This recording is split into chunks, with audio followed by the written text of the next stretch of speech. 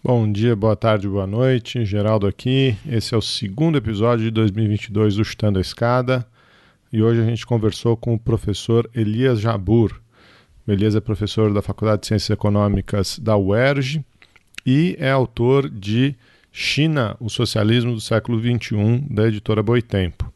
Esse livro foi escrito em coautoria com o pesquisador italiano Alberto Gabrielli, e nele o Elias e o Alberto retraçam aí toda a história do desenvolvimento econômico chinês nos últimos séculos, recontando essa história e reinterpretando essa história através da metodologia marxista para chegar nesse conceito de socialismo do século XXI. O papo é muito legal, o Elias manja muito de China, está fazendo isso há mais de 25 anos, e o livro ganhou uma baita repercussão nos últimos meses. A gente vai deixar alguns links aí na descrição do episódio, assim como o próprio link do livro na editora Boitempo, para quem tiver interesse em adquirir, em fazer uma leitura muito densa, de muita qualidade. O Chutando a Escada é o seu podcast semanal de política internacional e divulgação científica na área de relações internacionais. Você pode entrar em contato com a gente nas redes sociais, no Twitter, no Instagram, no Facebook, sempre como Chutando a Escada. Pode escrever por e-mail também, perguntas@chutandoaescada.com.br. E se você quiser apoiar a continuidade desse projeto, a gente pede que você considere divulgar o nosso trabalho aí nas suas redes ou apoiar financeiramente o podcast. Você pode fazer isso nas nossas 3 campanhas de financiamento coletivo, no Catarse, no PicPay ou no Patreon. Você pode programar um Pix, mande Pix para apoio@chutandoaescada.com.br e aí avisa a gente por e-mail para eu poder agradecer você aqui. E todas essas informações estão disponíveis lá no chutandoaescada.com.br/apoio. É isso, vamos lá, vamos pro papo. A escada é uma construção que serve para fazer um deslocamento vertical. Nem sempre é assim, mas tem um jeito de facilitar tudo isso. Elevador? Não.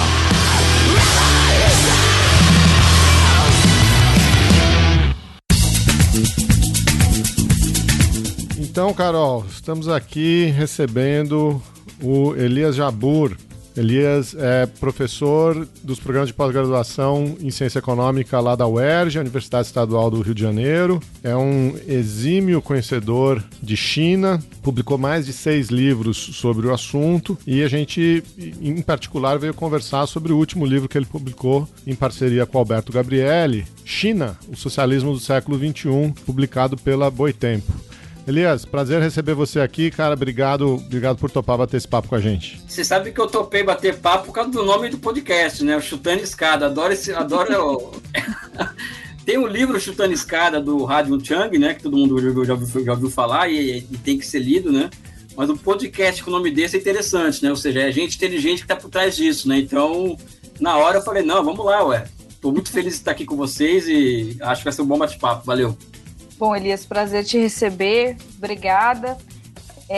O Geraldo colocou aí um pouco sobre o seu livro mais recente, que é um livro que tem sido bem publicado no meio dessa pandemia, mas tem incitado um debate dos dois lados, né? Vocês fazem uma provocação aos neoliberais e também aos marxistas de carteirinha mais clássicos, então é um livro que vale a leitura aí, tanto pelos liberais que defendem um mercado e uma China de mercado, quanto os marxistas para pensar esse socialismo aí do século XXI. Mas antes da gente entrar no livro, como o Geraldo pontuou, você já tem uns 25 anos de trajetória de estudo sobre a China, então você também acompanhou transformações na China na formação do seu expertise em China. Queria que você falasse um pouco mais sobre esse tema de pesquisa, como a China entrou na sua vida e essa sua relação com esse seu objeto de pesquisa que já é bem pessoal.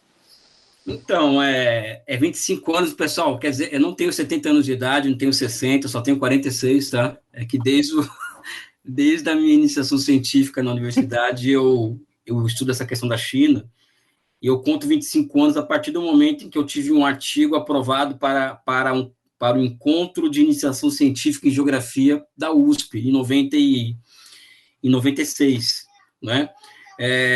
O interessante que eu gosto de falar para as pessoas é que o meu objeto de estudo não é a China, né? A China se transformou, evidente, numa unidade de análise. Meu objeto de estudo é o socialismo.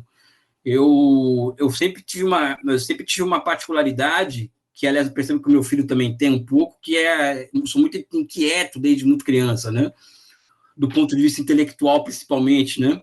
E eu queria saber, quando entrei na universidade, em 93, ou seja, contra a Revolução Aberta, fim da União Soviética, fim da história, o negócio da globalização, essa coisa toda, por que a União Soviética caiu e por que a China não caiu, né?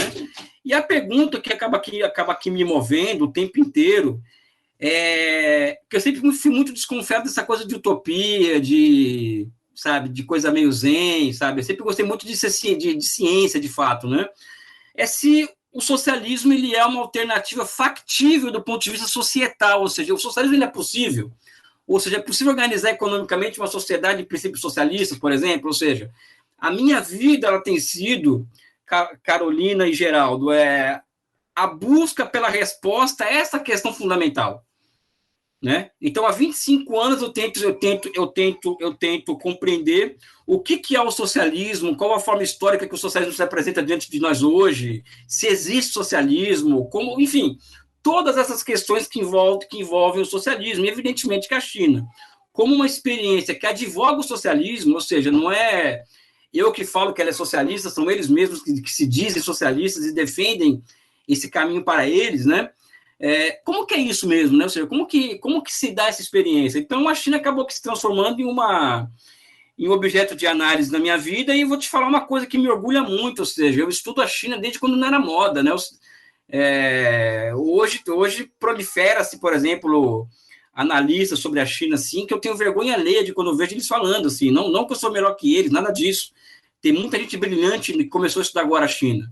Mas eu estudo China desde uma época em que a China era tida como uma experiência que vai acabar logo, porque é uma democracia liberal, desenvolvimento não combina com ditadura, vai ter que abrir o país em algum momento, essa coisa toda do neo-institucionalismo, né, que ganhou muita força na década de 90, né? Então, já estudo a China e levanto essas hipóteses que nós consolidamos nesse livro já desde o final da década de 90, né? É muito interessante isso que você pontua, né, Elias? O discurso da década de 90, principalmente esse discurso do fim da história, é o discurso da democracia de mercado, né? A forma, né, o triunfo do Ocidente estaria materializado na democracia de mercado. Ou é a democracia que leva ao livre mercado, ou é o livre mercado que leva à democracia, né? E tinha essa expectativa, né, de que não, a China daqui a pouco cai, daqui a pouco eles vão ser obrigados a modernizar,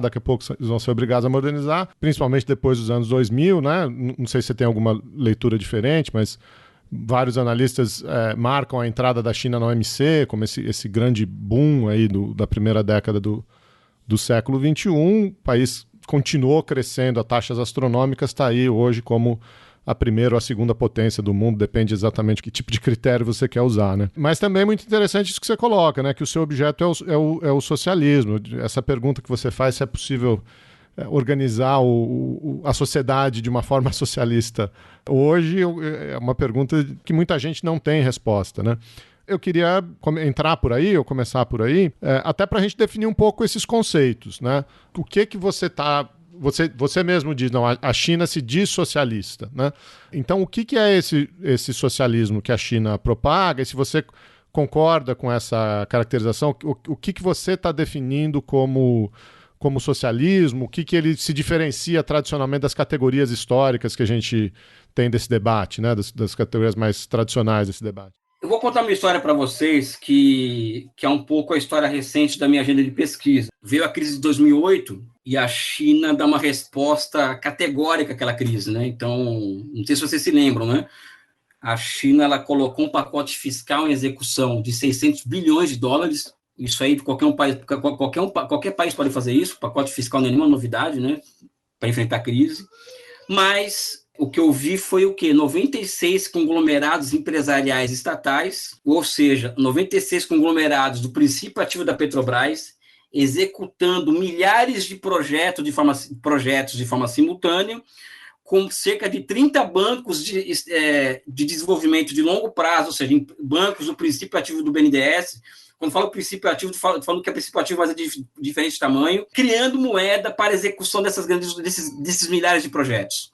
Então, quando eu me deparo com isso, eu me deparo com a seguinte questão, ou seja, se eu for levar as últimas consequências, que teoria e história são coisas inseparáveis, existe algo acontecendo na China hoje que as teorias convencionais do desenvolvimento, ou seja, aquelas teorias que eu ensino no curso de economia não explicam mais. Então, eu tive que passar pelo que eu chamo de uma dupla disruptura intelectual. Ou seja, eu rompo completamente com as teorias heterodoxas do desenvolvimento econômico, que é o keynesianismo, o Schumpeter, o estruturalismo latino-americano e anglo-saxão. Isso não significa que não dá para encontrar explicação para a China, que eles não expliquem a China, podem explicar pedaços da China, mas elas não entregam, vamos dizer assim, uma visão de totalidade, que é isso que eu estou precisando tomar o objeto pelo todo, não pela parte, né? Então, minha primeira disruptura intelectual, ela ocorre da seguinte forma: olha, eu troco essas teorias todas que estão aí, aí é o livro já, né? Pelo conceito marxista de formação econômico-social.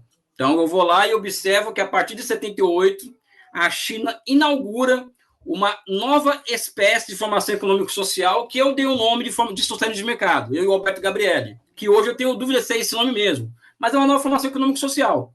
Ou seja, é um país onde existe uma totalidade, onde existem diferentes modos de produção historicamente distantes, mas que são contemporâneos, em unidade de contrários, né? E essa unidade de contrários, elas vão gerando combinações que fazem surgir novas formas históricas de propriedade. E, ao final de contas, ou seja, uma formação como aquela que tem socialismo, tem capitalismo, tem comuna primitiva, ou seja, tem várias idades históricas diferentes se combinando, o que acaba aqui prevalecendo é o quê? É a grande propriedade pública dos meios de produção. Então, a primeira constatação para falar que a China é um país socialista deve se remeter primeiro ao poder político, ou seja, na China não é um país, né, o que caracteriza uma formação social é a propriedade, ou seja, qual que é a espécie de propriedade que caracteriza aquilo ali, que é a dominante, e qual o poder político que reflete aquela forma de propriedade.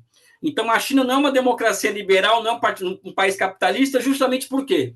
Porque não tem bilionários, existem bilionários, mas eles não estão no poder.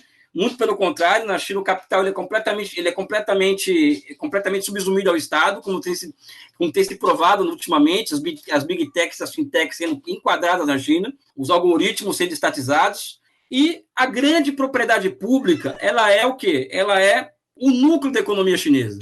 E quanto aqui no Ocidente nós dependemos dos monopólios privados para as coisas acontecerem, ou seja, se o monopólio privado falar que não vai ter investimento, eles derrubam o governo, como aconteceu na Dilma. Na China, o setor público da economia que é o responsável por fazer a economia funcionar. Então, o setor privado na China que existe é muito grande, ele depende dos ciclos gerados, que é os efeitos de encadeamento gerados pelo investimento público. Então, o setor privado na China é completamente subsumido ao setor público da economia, depende da demanda gerada pelo setor público e depende do crédito gerado pelo setor estatal que domina a finança.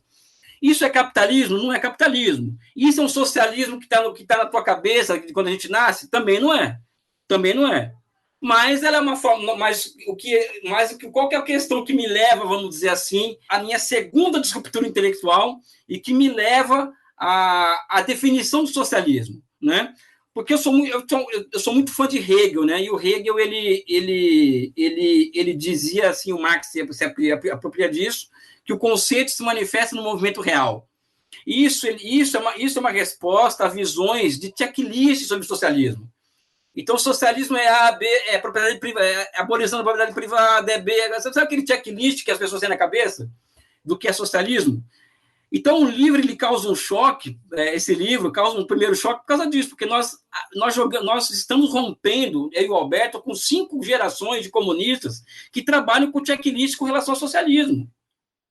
Então, a minha e a nossa segunda disruptura intelectual é a seguinte: eu observo, a partir de 2006, por exemplo, que a China está inaugurando políticas industriais, e essas políticas industriais voltadas à internalização de tecnologia e geração de tecnologia própria, ou seja, o modelo de desenvolvimento pautado pela complementaridade tecnológica entre China, Estados Unidos e Japão deu o que tinha que dar. Então, a China partiu para quê? Para produzir suas próprias tecnologias. Do ponto de vista filosófico, uma das coisas que me chama muita atenção é que o objeto, ou seja, a China, ou qualquer que seja, ele está sempre desafiando a nossa razão. E ao desafiar a nossa razão, eles nos obrigam a nos superar dialeticamente. Então, eu sendo desafiado pelo que eu estava vendo em nível de política industrial na China, veja só, Carolina, observando as políticas industriais e vendo o quê? Que essas políticas industriais na China a partir de 2006 estavam gerando tecnologias disruptivas, tipo 5G, Big Data, inteligência artificial, e essas tecnologias disruptivas, ao serem postas sob o controle do Estado e, por conseguinte, colocada à disposição da economia real, e estava elevando a capacidade de planejar e executar grandes empreendimentos na China. Ou seja, eu chego à resposta que me incomodava em 2008. Né? Pô, como é isso? Como assim? O Estado consegue executar milhares de projetos simultaneamente? Ou seja, não existe uma teoria para explicar isso. Então, em certa medida, nós acabamos que aí eu tenho orgulho de ser brasileiro mesmo, ou seja, um brasileiro e um italiano construindo isso, uma teoria para entender esse negócio, que é o que eu chamo, no livro, que é o último capítulo, né, que é a nova economia de projetamento. Você termina o livro com esse termo projetamento, né? Economia de projetamento. Em contraposição à economia do planejamento, né? Que é o termo que normalmente a gente usa para o socialismo tradicional, né? Economias planejadas, esse tipo de coisa. Da onde veio isso, então? Qual que é essa diferença? Por que projetamento, né? Vamos lá. Eu sou muito fã de um autor chamado Inácio Rangel, um autor brasileiro, muito pouco lido, que para mim foi o maior pensador brasileiro do século XX. Ele fez um livro em 1959, um livro de microeconomia para engenheiro, chamado Elementos de Economia do Projetamento. E eu comecei a ler esse livro e não entendi porra nenhuma, desculpa, não entendi nada. Na 9ª vez que eu li esse livro, eu percebi que ele estava descrevendo algumas regularidades econômicas anexas ao projeto Sputnik na União Soviética e a reconstrução europeia, que é o quê? Economias movidas por grandes projetos. Ou seja, economias em que a razão humana estava comandando o processo de acumulação, tanto de um lado da cortina de ferro quanto de outro, principalmente na União Soviética. Quando eu chego na minha 9ª leitura desse livro horroroso, e eu percebo isso, tá aí uma ponta de explicação do que está acontecendo na China. Na China, hoje, já chegando a essa questão do projetamento, evidentemente que o livro de 59 é datado, então, para mim, muita coisa mudou desde quando o Rangel fez aquilo. O que eu vejo na China hoje, Geraldo e Carol, e aí vai se confirmando as hipóteses, né? Na China, nesse exato momento, não sei se vocês leram o artigo que eu fiz na Folha de São Paulo, na Tendências e Debates, né, que eu coloco isso, tem 2 milhões de economistas e engenheiros de projeto trabalhando, 2 milhões, para que a China alcance os americanos em tecnologias sensíveis, como semicondutores. Em outra, para gerar 13 milhões de empregos urbanos por ano. Ou seja, são pessoas que é uma economia onde, quando olho para um projeto de uma ponte, uma ferrovia, um viaduto, o 5G, o que eu estou vendo ali? Não estou vendo a relação custo-benefício como eu ensino na universidade, quando eu dou aula sobre análise de projeto. Eu estou vendo o quê? Eu estou vendo a razão humana no controle da parada, vamos dizer assim, falando uma gíria paulista, né? Ou seja, naquele projeto está a necessidade de gerar 13 milhões de empregos urbanos por ano, ao mesmo tempo que o país tem que alcançar os americanos em tecnologias sensíveis. Aí eu chego na definição de socialismo que eu abracei, né? Que é a seguinte: esse socialismo que Marx vislumbrava, e que as pessoas, quando elas querem se refugiar, já entrando na provocação, quando as pessoas querem ir para a zona de conforto quer fugir, quer separa o sujeito do objeto e quer fugir do objeto. Então, quer ficar separado, né? Não quer entrar dentro do objeto. Socialismo é A, B, C, D, E, F, daquele checklist. Então, essa é a zona de conforto. Eu acho que o segredo é observar qual que é a forma histórica que surge na China a partir dessas características que eu passei para vocês. E a forma histórica que eu vejo é o seguinte: uma economia que planeja a nível superior, então projetamento é um grau elevado de planejamento econômico. O Rangel diferenciava as duas coisas, não diferenciou junto as duas coisas. Então, o projetamento é um grau elevado de planejamento. E o socialismo, nesse caso, o caso da China, ele se apresenta ao mundo como uma forma histórica onde a razão humana comanda o país, ou seja, a ciência se transformou em instrumento de governo, ao contrário do Ocidente. Então, o socialismo, para mim, hoje é isso. É aquela coisa, só para simplificar, né? Não sei se vocês têm filhos, né? Eu tenho um filho de 2 anos. o meu filho, ele nasceu, eu estava comentando com a minha companheira, ele nasceu muito feio, né? Ou seja, muito árabe, né, cara? Então ele tinha um nariz muito grande e o rosto, sabe, né? Muito feio, né? Ele nasceu muito prejudicado. E tá ficando bonito o moleque agora. Por quê? Tá mudando. E tá mudando, né, moleque, né? Então, qual que é a ciência e a arte dessa coisa do socialismo? É buscar qual que é a cara da criança, entendeu? Porque o socialismo é uma criança na história. Então, a cara que a criança se apresenta na história hoje é a transformação da razão em instrumento de governo. Né? Ou seja, então eu chego a uma concepção científica de socialismo fora de apriorismos. Né? É por isso que o livro ele é uma bomba em cima dos marxistas ortodoxos, em cima de neoliberais, né?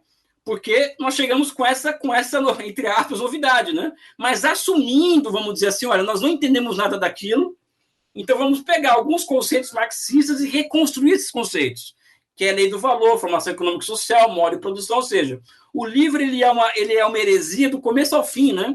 Sabe? E é por isso que eu acho que vai dar muito debate ainda, né? Eu não sei se expliquei o que é socialismo, mas para mim socialismo é isso, viu, pessoal?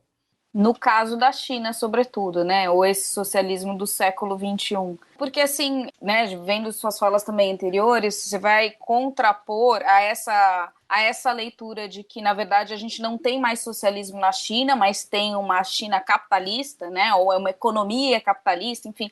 Essa tentativa de enquadrar esse modelo econômico da China dentro, principalmente agora com essa inserção na economia e no comércio internacional tão pesada, de inserir e falar, olha, isso é capitalismo, isso não é socialismo. Né? Então, economicamente, comercialmente, a gente vê a China agindo como um capitalista, né? Um player capitalista. Aí, quando a gente analisa o Estado, a gente ainda faz essa leitura de um Estado ainda com essas raízes totalitárias, autoritárias, com as características que se atribuem negativamente sempre ao socialismo, justamente para criticar esse Estado chinês controlador, né? Pelo bem e pelo mal. E aí você vem e critica e fala, não, isso é o socialismo do século XXI, né? Esse modelo não é capitalista, nem um socialismo falido. É um novo socialismo que deu certo para se inserir nesse contexto político internacional que a gente tem, nessa economia atual, nessa sociedade que a gente tem do século XXI. Então, foi a forma da China, historicamente, através do seu próprio processo, mas também em resposta a eventos externos, né? É isso? Tá certa essa minha leitura? Genial, acho que é isso mesmo. E aí eu queria te perguntar, nesse processo de transformação histórica da China e nessa reinvenção do socialismo, quais são os fatores, primeiro endógenos e depois os fatores externos, né, que a gente pode identificar para esse processo? Porque isso vai acontecer também em resposta, né, a pressões externas. Voltando lá no início da sua fala, bom, já caiu a União Soviética, né, Cuba é muito pequena, os que sobraram são muito pequenos, então, assim, o outro gigante aqui é a China, que é a próxima a fazer sua conversão aqui, né? E aí a gente não vê isso, a gente vê a China se reinventando. Então tinha uma pressão externa também para esse processo acontecer do fim do socialismo mesmo na China. Mas também tem fatores internos da própria história, né? Da China, principalmente a partir de 78, né?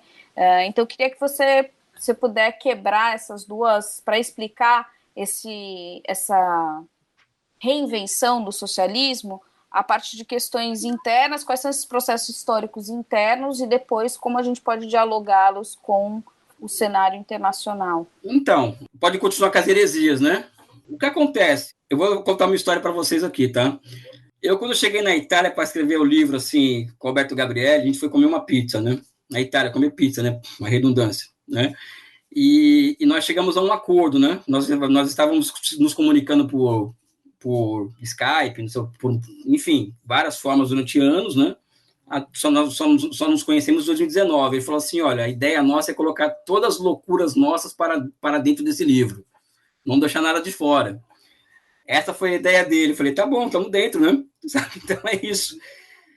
O que acontece é que a China em 78, vamos lá, primeiro que a China é tão socialista hoje quanto era em 49, tá, pessoal? Então, só nós aqui no Ocidente fazemos essa separação entre anos 78 e depois de 78, né? Para eles, é uma continuidade, uma ruptura em 78, como acontece o tempo inteiro em processos históricos, né? Ou seja, nada é linear, né?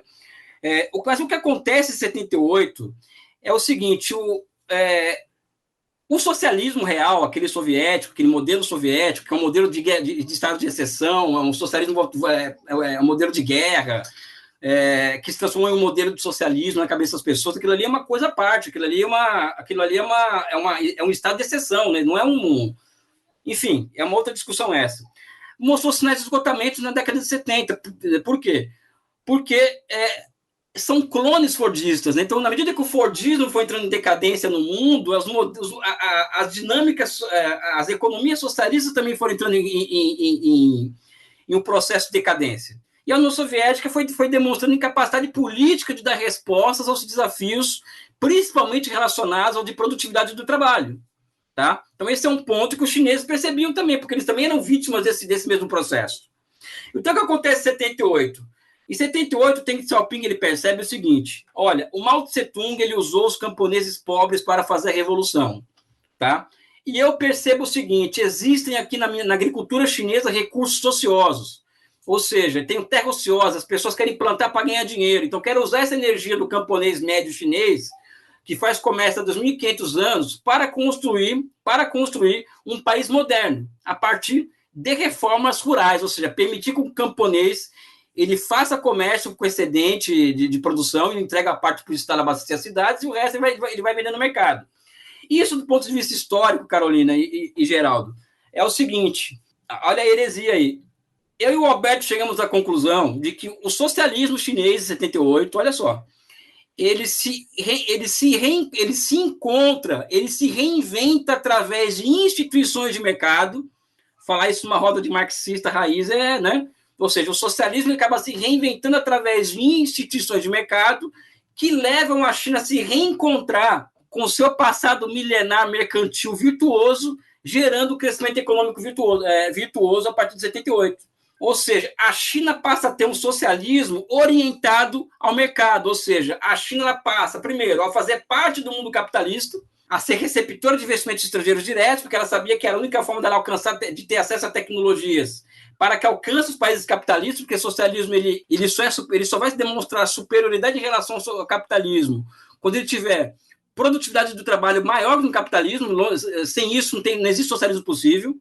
Então, a China usou o movimento de financiarização internacional e o movimento em que milhares de cadeias produtivas estavam se movendo para outros lugares do mundo para ser receptor de milhares de unidades produtivas. E para ganhar em cima disso, ou seja, olha, você vem para cá, mas você vai ter que me dar tecnologia, vai ter que me dar isso, vai ter que se juntar com empresa local, ou seja, ela montou uma ratoeira para os países capitalistas que todo mundo caiu, inclusive, né? Então, foi todo mundo transferindo tecnologia para a China, aquilo ali é uma ditadura, vai acabar, porque não é democracia. Acabaram criando um monstrinho que a China que agora está aí, né? Engolindo e colocando em xeque o próprio capitalismo, né? Contraditoriamente, né?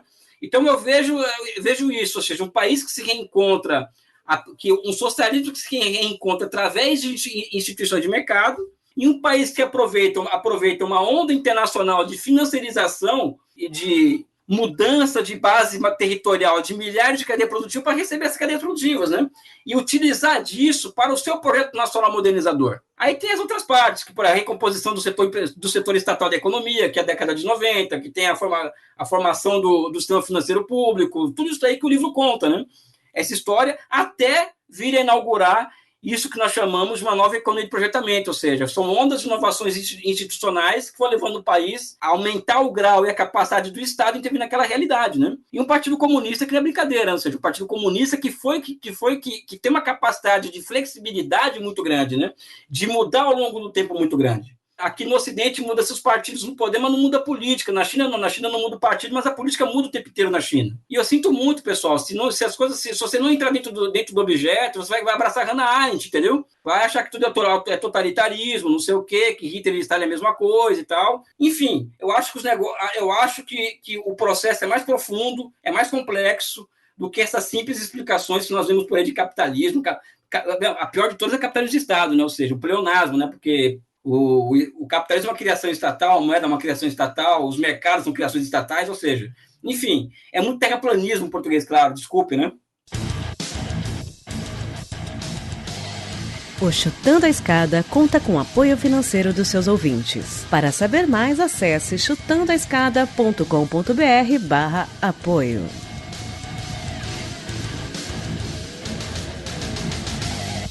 O que você acabou de relatar aí é um pouco o movimento que vocês fazem no livro, no próprio livro, né? Porque o que você disse que você está sendo... que tem muita heresia, que os marxistas vão... Enfim...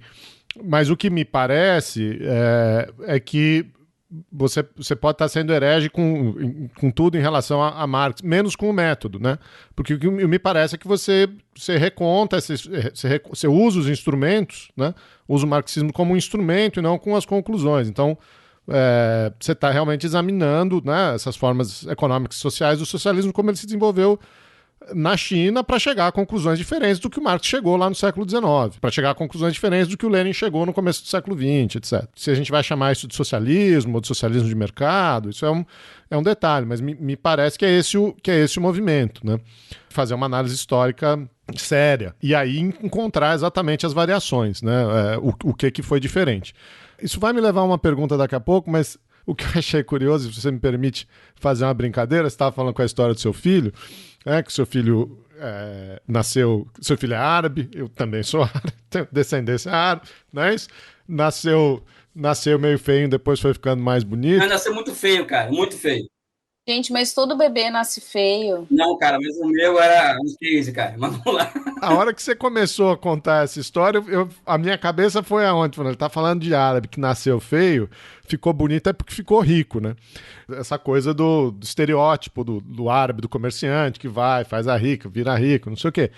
Que é um pouco também o que está acontecendo com o socialismo chinês, né? A gente fala a ideia 49, 78...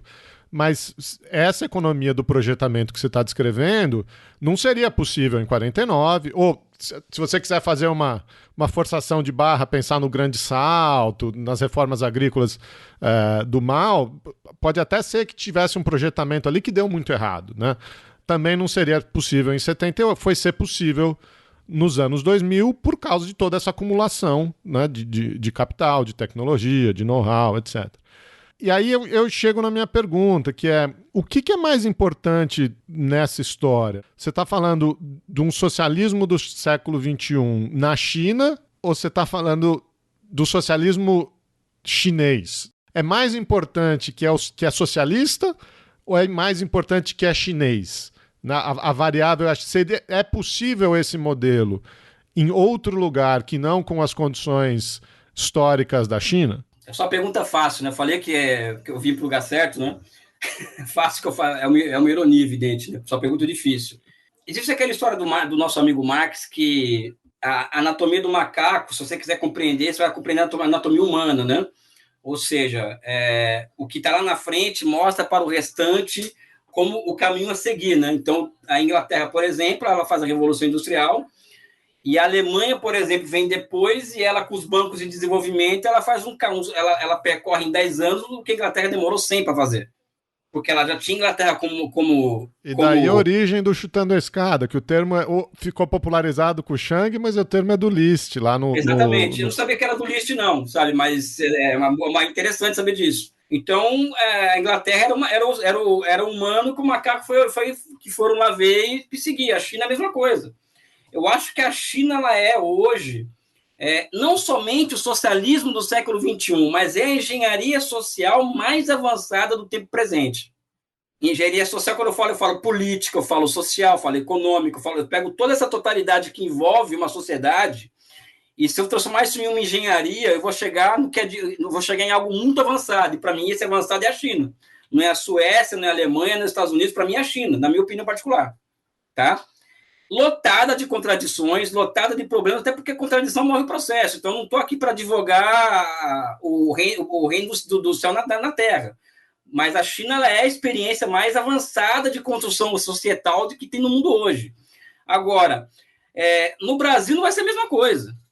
Apesar da China lançar as linhas gerais de um processo de construção, de uma formação econômico-social de nível superior, como, por exemplo, você tem um núcleo duro de grandes empresas estatais que são dotadas da fina flor da ciência e tecnologia.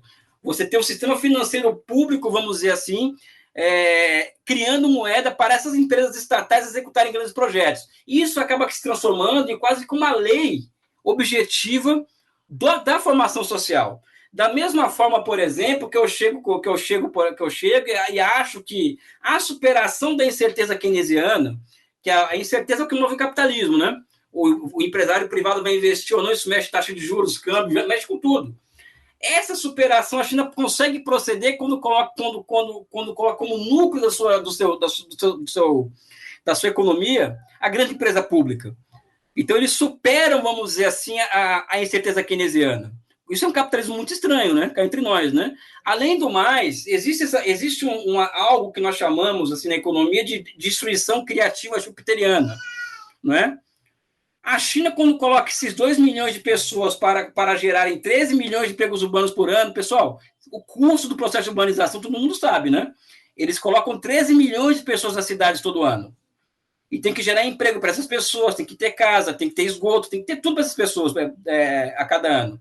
Isso é o quê, pessoal? Isso é a planificação da destruição criativa jupiteriana. Ou seja, isso não é qualquer coisa. Nós estamos diante, Geraldo e Carolina, da história acontecendo diante da gente. O novo está acontecendo diante da gente na Ásia. E nós estamos muitas vezes presos a preconceitos, a teorias feitas há 50 anos atrás. Nós nos dizemos marxistas, mas nós não percebemos que Marx dizia que os conceitos são historicamente construídos, ou seja, então os conceitos são estáticos, tudo muda. Então, a primeira parte do livro ele é uma reconstrução da lei do valor, é uma reconstrução do conceito de modo de produção, é uma reconstrução do conceito de formação econômica e social. Então, é heresia para o dogmatismo, vamos dizer assim, né? Coisa que eu me nego a ser, eu não deixei Geraldo e a Carolina de acreditar em Deus para pegar outro e colocar no lugar, entendeu? Sabe? Para mim, o socialismo ele não é o paraíso na Terra, o socialismo ele é apenas o estágio superior de organização humana, só. Fim de papo. Uma forma superior. Nada além disso. Não é o reino do céu, não é o reino da justiça, não é o reino da igualdade. O socialismo ele não é nada disso, pessoal. O socialismo ele tem que deixar de ser desacralizado. Desacralizar, cientificizar e historicizar as experiências. Né? Senão a gente vai dar o passo adiante em relação ao que nós queremos no futuro. Né? Então a gente vai fazer o quê? Já desabafando, né? Vamos para a igreja. Vamos para o espiritismo, vamos fazer nenhum problema com religião, pessoal. Mas vamos encontrar uma solução fora do mundo real que dê conta das nossas ansiedades, já que a gente acha que o mundo ele é tudo capitalismo, o mundo vai acabar. Ou seja, nós aqui no Ocidente, nós estamos vivendo uma onda de três movimentos. O ceticismo, o irracionalismo filosófico e o misticismo. São 3 pragas das ciências sociais do Ocidente desde maio de 68, ou seja, vocês ficam lendo intelectual europeu que escreveu pós-maio de 68, vocês vão pirar, pessoal. Você tem que olhar para a Ásia, é lá que as coisas estão acontecendo. Né? Enfim, desculpe o desabafo, né? Mas perceberam que o grau de heresia é um pouco grande, né? Você está falando isso para o Geraldo, que é um especialista em Estados Unidos, e eu em Europa. Né? Então, assim, a gente pode encerrar essa gravação. Não, mas essa pergunta que eu te fiz, na verdade, é a minha área de estudo. Eu estudo tradição liberal nos Estados Unidos, liberalismo nos Estados Unidos. E o que alguns autores apontam, que é uma abordagem que eu concordo, é que o liberalismo americano ele é mais americano do que liberal. Ele é uma forma de liberalismo que só podia acontecer dadas as condições históricas daquele país, né? Primeiro de afastamento do continente europeu no século XIX e depois de predomínio, depois da Segunda Guerra Mundial, etc., dólar como moeda do mundo, etc., etc. Então, se você falar de liberalismo americano, ele é muito mais americano do que liberal. E era um pouco essa pergunta que eu estava te fazendo, né? Então, o socialismo chinês, ele é mais socialista ou ele é mais chinês, né? Porque é isso, se você deshistoricizar o conceito, que acho que é um pouco que você apontou também nessa crítica, aí você está perdido, né? Aí você criou lá um conceito universalista, né? E o universalismo é um câncer, né? Seja ele o universalismo liberal, seja ele o universalismo da esquerda, né? Eu acho que era um pouco isso que a gente... Ou da igreja, né? Ou da igreja. Que casa tão bem com, de novo voltando para a minha área de estudo, né? Casa tão bem com a tradição americana e tal, não sei o quê, né? Esse messianismo, blá, blá. Exatamente isso. Exatamente isso. Enfim, eu ia falar alguma coisa dos Estados Unidos, não vou me arriscar, não. Vai lá. Não, porque eu acho que os Estados Unidos, primeiro que eu sou desconfiado em falar de liberalismo dos Estados Unidos. Eu acho meio complicado porque é um capitalismo que o monopólio ele nasce precocemente, né, vamos dizer assim, né? Então eu já acho esquisito falar em liberalismo nos Estados Unidos. Agora o que eu vejo, vocês me corrijam, em comparação de Europa com os Estados Unidos, na década do século passado, nos Estados Unidos, tudo que é movimento social-democrata, esquerda, comunista, sindicato, foi destruído nos Estados Unidos. Enquanto que na Europa existe uma tradição mais humanista nesse aspecto que deu para dar uma dourada na pílula daquela sociedade europeia. Nos Estados Unidos não, né, cara? Né? Estados Unidos é religião pura, vamos dizer assim, né? E cacete na esquerda, né? Então isso gera uma sociedade que é cada vez mais doente, mais adoecida. Essa é a loucura que você vê hoje, né? Metade dos americanos não quer tomar vacina, pessoal. Isso não é qualquer coisa, né? Eu concordo com isso, né? O Lenin, quando está falando quando escreve imperialismo, ele está olhando para os monopólios nos Estados Unidos, né? Ferrovia, setor de petróleo, etc., telégrafo, essas coisas. Não sei se você quer continuar falando sobre isso, mas a pergunta que eu ia te fazer é que, já que o seu livro, o livro de vocês, né, seu e do Alberto, é uma provocação barata, hein? Mas é o socialismo no século XXI. E você tem uma análise de peso aqui, conceitual e tal. Como você já, enfim, parou para tentar contrapor isso, né? Contrapor esse conceito de socialismo que vocês estão propondo com o que tem acontecido, particularmente nos Estados Unidos, na última década, vamos dizer assim, né? Esse movimento da franja progressista do Partido Democrata, do discurso do Bernie Sanders, da Ocasio-Cortez. Tem um pessoal aí se dizendo socialista ao redor do mundo, né? Você já parou para pensar sobre isso ou isso é só um uso muito rasteiro, superficial do termo? Completamente rasteiro e superficial do termo. Assim, você pega, vamos pegar aqui o caso da deputada que você citou, o caso Cortez, ela é uma das anti-chinesas mais raivosas do Congresso americano, por exemplo. Então, ela é a favor de sanções contra a China por conta do genocídio cultural contra o povo tibetano. Todos eles acham que a Venezuela é uma ditadura, nenhum deles apoia Cuba. Né? Então, falar em ser socialista, se colocando como contraponto a essas experiências, é muito complicado. E é uma visão do socialismo completamente difusa. Por quê? Porque é um socialismo em que ciência que é baseado esse socialismo que eles falam? Em qual ciência, vamos dizer? Qual que é a base científica do socialismo do Bernie Sanders, do socialismo do caso Cortez, da esquerda do Partido Democrata? Eu acho que eles são mais neoliberais progressistas do que outra coisa. Eu acho, Geraldo e Carolina, que socialismo é uma coisa muito séria. O Marx dizia, o socialismo é uma ciência e tem que ser tratado como tal, né? Então, qualquer coisa virar socialismo também não dá, né? Eu acho, né? Então, eu acho que são movimentos interessantes, eu votaria neles se eu morasse lá, tô aqui, mas daí a falar que é socialismo, por favor, né, pessoal? Não, né? Eu acho que não dá, né? No Ocidente se confunde presença estatal na economia com socialismo, né? Então, como eles querem uma economia, uma presença maior do Estado na economia nos Estados Unidos, principalmente na área social, então eles acabam se chamando socialismo, mas socialismo não é isso. O socialismo é salvar os pobres, pessoal. O socialismo não é um projeto de salvação dos pobres. Quem quer salvar pobre é a igreja. O socialismo é um tipo de organização social superior ao capitalismo, ponto, e acabou. Entendeu? Em que vai se gerar novas subjetividades, novas sociabilidades, por conta da socialização dos meios de produção, do processo lento de socialização do meio de produção, e também a partir das manifestações culturais e semióticas que vão surgindo a partir da evolução dessa sociedade de nível superior. Então, eu tenho uma visão muito pragmática do que seja socialismo, muito hardcore, vamos dizer assim, cientificamente falando, do que é socialismo, do que isso que está proposto por aí, né? Vocês me desculpem, não quero parecer arrogante com vocês, tá? Mas não dá, né? Elias, eu tô com uma dificuldade aqui, vou voltar no ponto e na provocação que o Geraldo estava te fazendo, que eu acho que é muito pertinente, não só na gente pensar, né, quando ele fala, bom, você está falando, chamando falando de socialismo do século XXI ou socialismo chinês, né? Então, assim, associando muito ao caso específico da China, num sentido de que a gente não consegue reproduzir esse modelo para outros países e outras sociedades. E aí a gente não tem só uma questão de um processo histórico, mas tem condições materiais, né, que a China usufrui e que são extremamente exclusivas da China, inclusive em comparação com outros países capitalistas, né?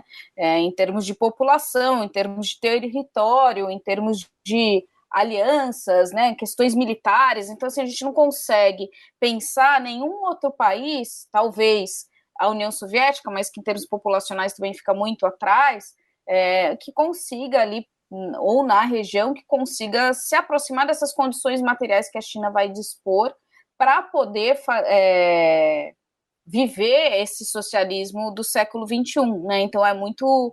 E aí, como o livro, vocês fazem essa primeira parte teórica, onde vocês exploram essa ideia conceitual, fazem essa crítica às concepções de socialismo, e aí, na segunda parte do livro, vocês entram mais no caso específico da China e tudo mais, também isso fica mais difícil de desassociar essa parte teórica de uma análise empírica aplicada desse caso, né? Então, por isso que eu retomo a essa questão. E aí, quando você defende o socialismo como um estágio superior, mas que não seja o ideal, mas um estágio superior, fica muito difícil, no meu imaginário, ouvindo essa sua fala, não pensar só do ponto de vista teórico e não pensar na China como um exemplo deste estágio superior que você está colocando, né? E aí vem todas as críticas que a gente faz e que vê sendo feitas, que são pertinentes à sociedade chinesa, ao modelo de Estado chinês, né? Principalmente do ponto de vista político, e aí a gente tocou nesse contraponto com os valores liberais, né, e aí entra essa agenda de direitos humanos, enfim, desse controle ainda do Estado sobre os indivíduos, né, que é uma característica que permanece nesse novo socialismo, que talvez venha até com mais força, né, talvez, não sei, mas como você consegue advogar que esse socialismo é um estágio superior sem a gente fazer uma crítica à China e colocar a China, então, como um modelo superior, entende? Não sei se eu estou divagando muito, mas eu fiquei pensando, falei, cara, mas assim... E aí vem aquela crítica bem básica, né? Falei, bom, não é um modelo ideal, ok, não gostaria de morar nos Estados Unidos, mas também na China... não acho que é um modelo de sociedade para além do que a gente pensa em termos de Estado, de economia e tudo mais, mas do ponto de vista dos indivíduos, da cidadania, desses conceitos que a gente tem muito fortes, a crítica permanece, acho que é muito, né, e agora a gente vê isso sendo rebatido com muita ênfase, assim. Então, de que forma esse socialismo não responde a esses vícios que permanecem na China de um Estado autoritário e não democrático, né? Vamos lá, vamos pegar uma ótima provocação. Primeiro que eu acho que um dos grandes problemas da esquerda ocidental, dos marxistas do Ocidente, da ciência social ocidental, é que ela não consegue superar a filosofia mais completa que a burguesia criou no iluminismo, que foi o que é o positivismo, né? E uma das características do positivismo, além das várias, que é a separação de teoria e história, sujeito-objeto, razão e entendimento, essa coisa toda, é a separação da liberdade formal e liberdade real, né? Então a esquerda não consegue superar isso e fazer como Hegel fez, que foi o quê? Que foi a junção da liberdade real e liberdade formal, a junção da teoria e a história, a junção do sujeito-objeto, e trazer o fato do seguinte: não existe verdade fora da totalidade.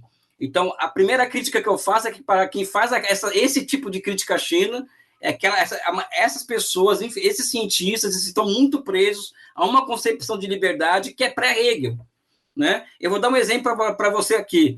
Tem a polêmica do Hegel com Adam Smith, não sei se vocês conhecem essa polêmica, né? Porque o Adam Smith ele criticou, por exemplo, a revolta de escravos do Haiti, né? Olha, aquilo ali vai dar um governo autoritário. Esse papinho todo aí, o Adam Smith vai dar um governo autoritário, que não sei o que e tal, tem que ser detido aquilo. O Hegel diz o seguinte: olha, Estado autoritário é a Inglaterra que coloniza todo mundo e tal, mas, em muitos casos, dadas as condições geopolíticas, somente um Estado autoritário é capaz de libertar o seu próprio povo. Olha o nó na cabeça dos positivistas, dos marxistas positivistas aí. Não é? Então, por exemplo, vamos falar do caso da China. né? A China, por exemplo, ela foi estrangulada, ela foi dilacerada, ela foi estuprada durante 100 anos entre as guerras do ópio e a Revolução de 49. Então, ela alcança a libertação em 49 com a Revolução de Mao Tse-tung e logo entra na Guerra da Coreia. Então, ela se viu cercada durante uma parte do tempo. E mesmo assim, a China que era o país, vamos juntar liberdade real e formal, vamos ser marxista de verdade aqui, vamos tentar, né? A China em 49 era o país mais pobre do mundo. A expectativa de vida da China era de 35 anos. Eles dobraram hoje, aliás, a China passou os Estados Unidos a expectativa de vida. A China hoje só tem 5 mil mortes por Covid-19. Os americanos estão batendo enquanto 800 mil, né, se não me engano, vai bater em 1 milhão de mortes de Covid-19. A China conseguiu eliminar a pobreza extrema em um país com aquelas condições geográficas, 1,4 bilhão de habitantes, onde só tem 6% das terras agricultáveis do mundo. E é o único caso de um país que chegou à segunda potência econômica do mundo sem colonizar nenhum outro país. Ou seja, você pergunta para o chinês hoje, você é mais livre hoje ou seu avô era mais livre do que você? Não existe liberdade onde existe fome, onde existe miséria, onde existe segregação. Então, eu acredito que esses conceitos, para você julgar a China, eles são muito... A China é um Estado autoritário. O que é um Estado autoritário? Cá entre nós aqui, vamos fazer um debate. O que é um Estado autoritário? O Estado controla a vida das pessoas. Pessoal, a China exerce, na minha opinião, eu não fico em cima do muro, o direito de se defender. Porque um Estado autoritário, por exemplo, se o Brasil fosse o Estado autoritário, por exemplo, não permite que o WhatsApp dilacere sua sociedade, como aconteceu com o Brasil, por exemplo. Ou seja, em nome das liberdades individuais, por exemplo, o Brasil foi destruído a partir do golpe de 2016, porque dispara do WhatsApp, dos Estados Unidos, usa a rede social para provocar uma série de rebeliões aqui no país, não vai ter Copa, não vai ter isso, até dar no que deu, como nós todos aqui vimos. O que a China faz, Carol, eu acho, é exercer o seu direito de defesa, sabe? Essa que é a questão. Eu acho que você pega uma sociedade que tem 5 mil anos de idade, com características profundas de 5 mil anos, um Estado que tem 2 mil anos, um Estado que tem concurso público há 1.500 anos, um Estado que tem uma economia de mercado há mais de 3 mil anos, um Estado que executa grandes projetos há mais de 2 mil anos, ou seja, obras públicas, né? A China já nasce como um Estado desenvolvimentista precoce. Você pega um Estado com essa espessura, uma formação social com uma espessura histórica dessa, e reduzir a autoritarismo e democracia, pessoal, isso não é ciência, pessoal. Isso pode ser outra coisa, mas não é ciência. Eu acho que esses argumentos contra a China, professora Carolina e professor Geraldo, eles não sobrevivem a 5 minutos de análise científica. 5 minutos de análise científica. Elias, você não é crítico à sociedade chinesa? Eu tenho várias críticas da sociedade chinesa. Mas não essas críticas desse nível de democracia e ditadura, que isso é brincadeira, pessoal. Isso é pré-escola da filosofia do Hunt, do Rumi, né? Por favor, né? Eu acho que a coisa dá para ser mais sofisticada a discussão do que isso, né? Eu acho que nós, e aí isso vale para a China, isso vale para a Venezuela, isso vale para Cuba, isso vale para um monte de coisa. A gente precisa, sim, de mais sofisticação na análise. Ao mesmo tempo, quando você diz, né, olha, eu não vou separar a liberdade real da teoria. Então, o que é ser livre na China, o que é ser livre nos Estados Unidos hoje, com a desigualdade que tem, o que é ser livre no Brasil hoje. Eu concordo com boa parte do que você está dizendo. Ao mesmo tempo, você também tem que ser...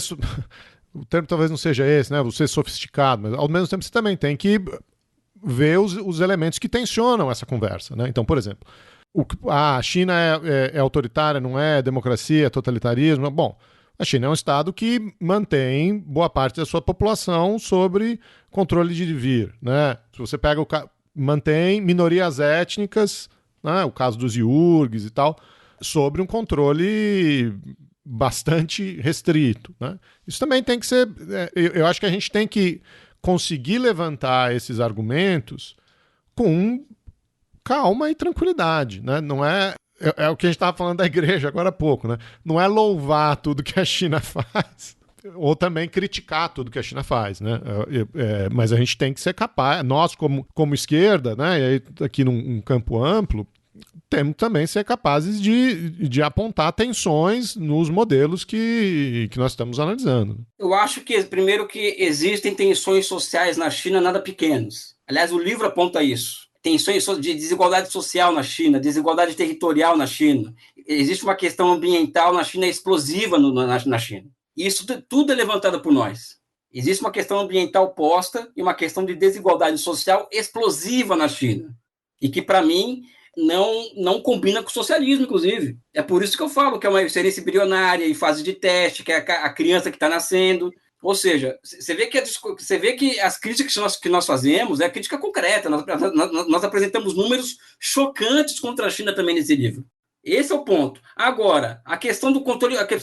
vamos pegar a questão do Xinjiang, por exemplo. Pessoal, vamos pegar o mapa mundo e ver onde está localizado o Xinjiang e ver vamos pegar aqui os dados sociais do Xinjiang, ou seja, o que era o Xinjiang há 30 anos e o que é hoje. As tensões que existem no Xinjiang estão diretamente relacionadas a terrorismo mesmo. Existe terrorismo na China, islâmico. Agora, a China tem campo de reeducação, assim como tem na França. Mas ninguém fala da França. A China é uma coisa que é interessantíssima isso. Campos de reeducação existe na China, eu conheço Xinjiang. Mas no Xinjiang, por exemplo, tem 3 vezes mais mesquitas para cada 1.000 habitantes que na Arábia Saudita. Que genocídio cultural é esse que se denuncia que ninguém prova o contrário, que prova isso? O genocídio étnico, ou seja, as mulheres estão sendo esterilizadas, a população do Xinjiang, o uigur, ela cresce mais do que a rã naquela região. Ou seja, a grande questão não é falar que tem ou não controle, as pessoas têm que provar o que elas falam, entendeu, o Geraldo, o Carol? E as pessoas que falam das questões que envolvem o Xinjiang e o Tibete, elas não conseguem provar o que elas falam. Esse é o X da questão. Ninguém consegue provar. Vamos pegar o caso do Tibete, por exemplo. Por que as pessoas não se dão o trabalho de analisar o que era o Tibete sob o governo do Dalai Lama, por exemplo? Que era uma teocracia escravista, onde as mulheres não tinham direitos. Por que as pessoas, quando defendem que o Tibete seja governado pelo Dalai Lama e seja independente, coisa que nunca foi, ou seja, o Tibete é parte da China há 700 anos, por que elas não assumem que elas são favoráveis a uma teocracia escravista? Porque era isso que tinha no Tibete, né, para o Dalai Lama. E eu conheço o Tibete, Carolina. O Dalai Lama é odiado pelo povo do Tibete. Só a gente aqui no Ocidente que fica nessa coisa dizendo o Dalai Lama, bonitinho, não sei o quê, 7 dias no Tibete e tal. O povo tibetano odeia o Dalai Lama porque eles têm a memória histórica do que era a vida sob o jugo de meia dúzia de monges.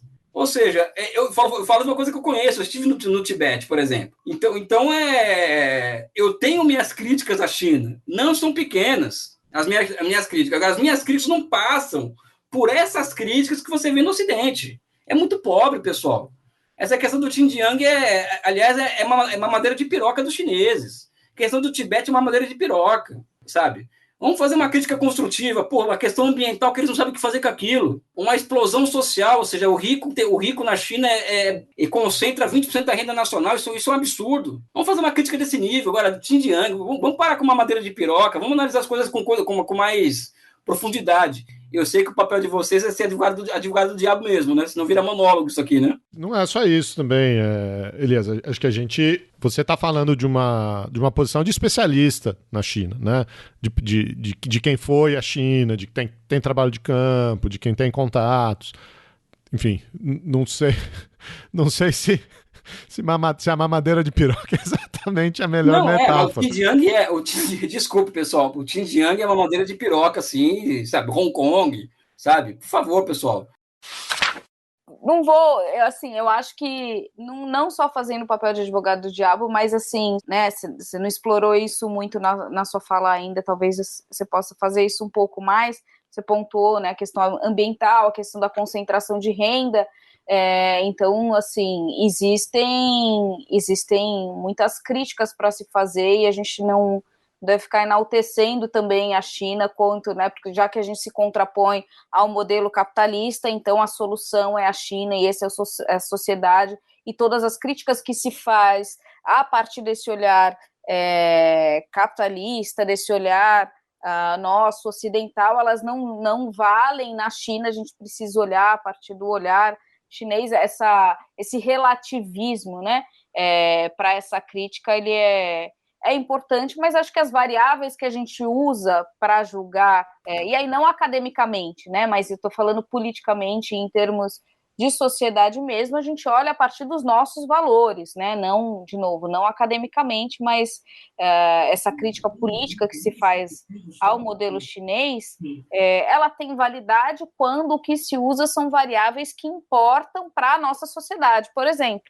né? E que se constrói, e aí se isso são valores reais ou não, ou são valores que o capitalismo nos vende, inclusive para nos dar essa falsa sensação de liberdade, aí acho que é uma outra discussão, mas do ponto de vista do que para nós, né, assim, para o indivíduo, digamos, mundano, né, na nossa vida mundana, o que a gente julga importante, quando a gente se contrapõe e vê a ausência disso,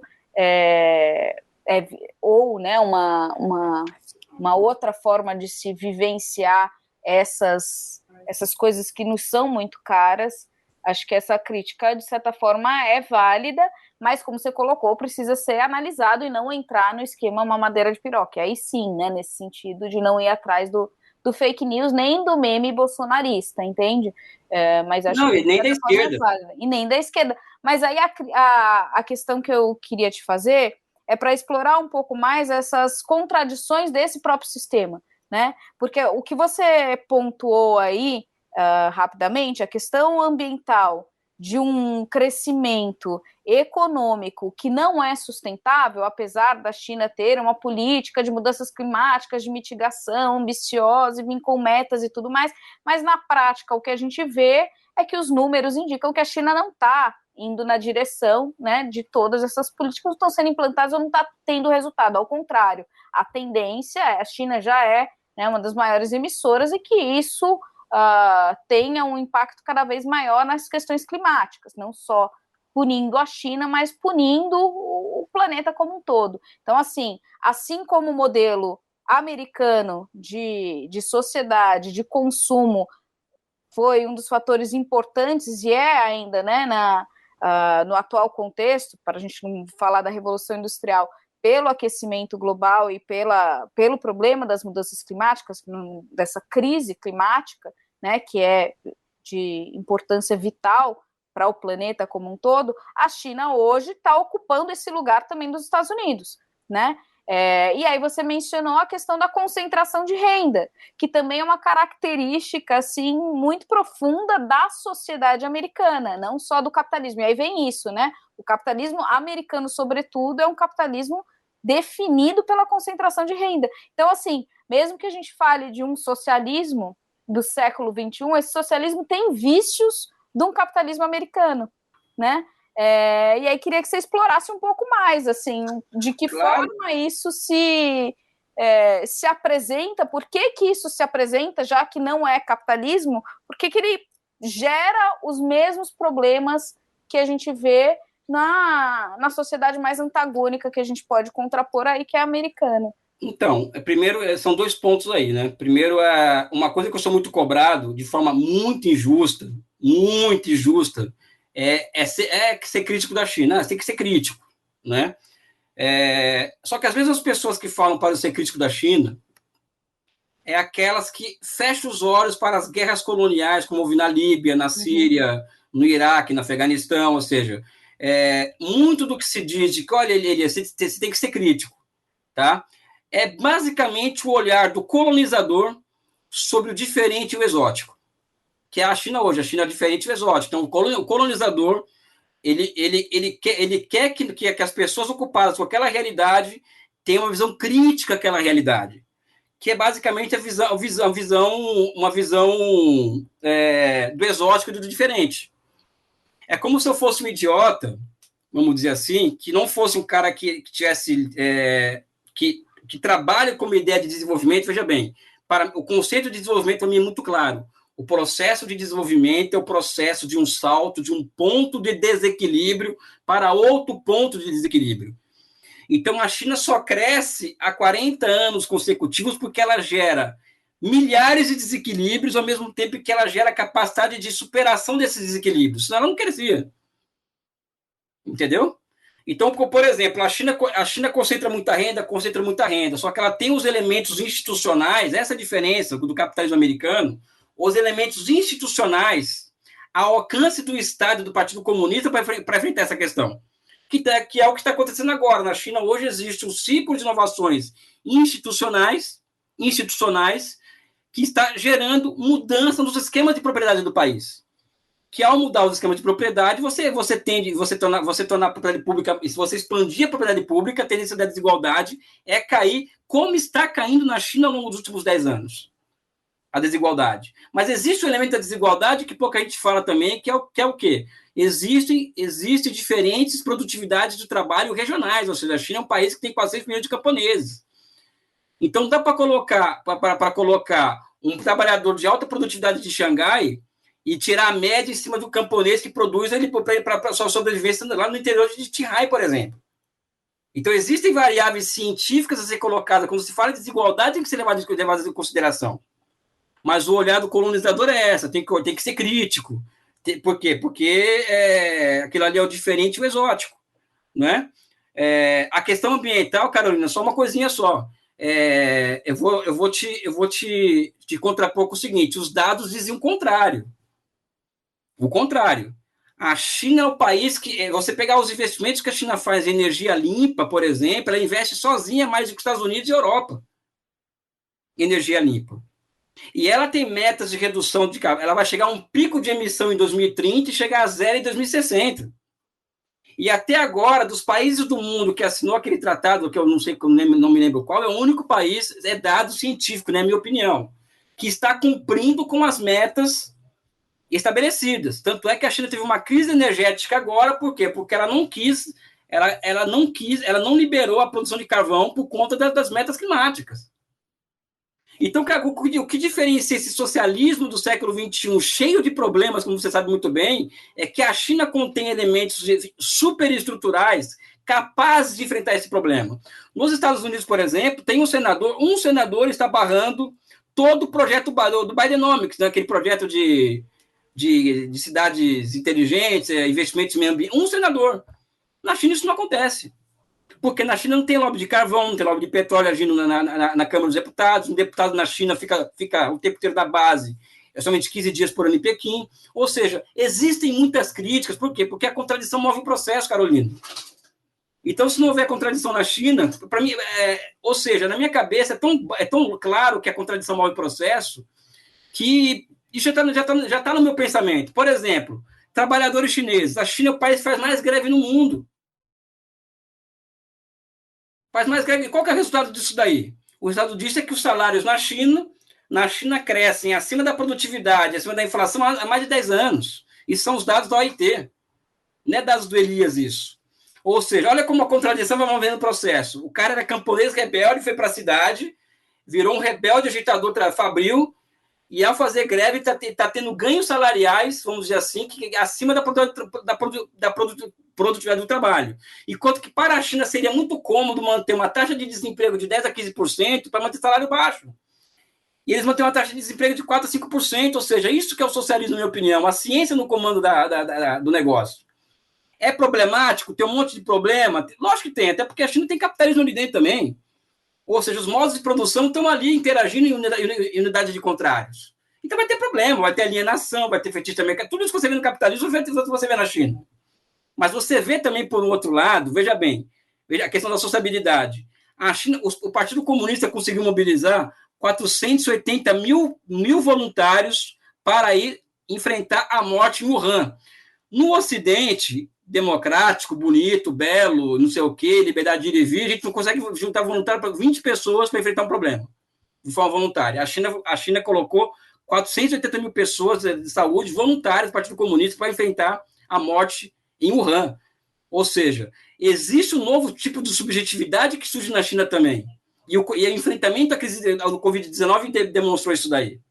Não é somente estado de vigilância, controle, isso e aquilo. Né? Enfim, eu vejo essa visão de que não, o Elias tem que ser crítico à China. Legal, eu sou dialético, ou seja, a dialética é parte do meu pensamento. Eu vejo mais como aquele cara como o colonizador que pede para o colonizado olhar para o objeto de forma diferente para o exótico, de forma crítica, do que olhar para si mesmo. Ou seja, a mesma pessoa que pede para eu ser crítico em relação à China acha que tem que invadir a Síria porque o Bashar al-Assad é ditador, que o Afeganistão é isso, é aquilo, o Iraque tem que ser invadido, ou seja, que feche os olhos para essas brutalidades que os americanos fazem pelo mundo. Mas a China tem que ser criticada, porque ali tem coisas que são muito caras a nós e que eles não levam a sério. E o Ocidente? Me desculpe, agora eu faço uma pergunta para o público. O que o Ocidente tem a oferecer para a China em nível de valores? Assim, o que eles têm a oferecer para a China? Ópio. Foi o que eles levaram para a China em 1989. É isso que eles têm a oferecer para eles. Na cabeça do povão chinês, é isso que o Ocidente tem a oferecer para eles, Carolina. É óbvio, porque é isso que está na memória histórica do povo chinês. Sabe? E eu vejo, particularmente, a China com vários problemas, mas eu vejo um Ocidente com uma total incapacidade de demonstrar algum valor que seja útil para os chineses, principalmente questão de democracia, principalmente direitos humanos, democracia. Justamente nesses pontos que eles batem na China é onde eu acho que são os mais frágeis em relação ao Ocidente. Enfim, é uma visão que eu tenho, né? Ninguém precisa concordar com ela, evidentemente, né? Mas eu vejo dessa forma o processo e é bom debater com contraditório sempre, né? Eu ia te perguntar, Elias, se tem alguma coisa que a gente não tocou, algum tema que a gente não tocou, que você quer ressaltar? Não, cara, eu acho que foi... Eu vou confessar para vocês aqui que foi uma das conversas que eu tive mais interessantes. Primeiro que eu tive com duas pessoas super inteligentes, o que não é fácil de encontrar por aí. Pessoas que me confrontaram com perguntas nada triviais, pessoas de alto nível. Isso não é fácil de encontrar no jornalismo, na academia, ou seja, é muito difícil isso, então por isso eu aceitei em vir aqui. Eu estou me autoconvidando para voltar aqui, viu, Carol? Para você me bater mais, viu? Eu vou levantar uns dados aqui sobre direitos humanos. Não, eu quero me autoconvidar para apanhar mais. Sobre uma madeira de piroca. Então, você gostou, né? Pessoal, eu queria pedir para vocês entrarem no site da Boitempo, adquiram esse livro. Não sei se o Geraldo e a Carolina já tem esse livro em mãos. E eu vou te pedindo ajuda, porque eu estou entrando numa seara que é uma seara muito nova, ou seja, eu estou tentando chegar na fronteira do conhecimento em uma área que é muito difícil. Então, sozinho, ninguém consegue chegar lá sozinho. Então, eu preciso da ajuda de vocês. Quando vocês me lançam essas perguntas me colocam na corda, por exemplo, vocês estão mais me ajudando do que outra coisa. Eu vejo a contradição como uma coisa hipernatural. Eu não vejo, putz, esses caras me encheram o saco. Não, eu acho o máximo. Para mim, a contradição é minha zona de conforto, Carolina. Não é o contrário. A minha zona de conforto está no conflito e buscando síntese o tempo inteiro, né? Eu acho que essa que é o nosso papel como cientistas, né? Então, eu estou super feliz de estar aqui com vocês e quero me autoconvidar para voltar. E quem está ouvindo, comprem o livro, entre no site da Boitempo, que não vou falar que vale a pena a leitura, mas a polêmica vale a pena, como vocês viram aqui. Você acabou de ouvir mais um episódio do Chutando a Escada. Para apoiar, acesse chutandoaescada.com.br/apoio.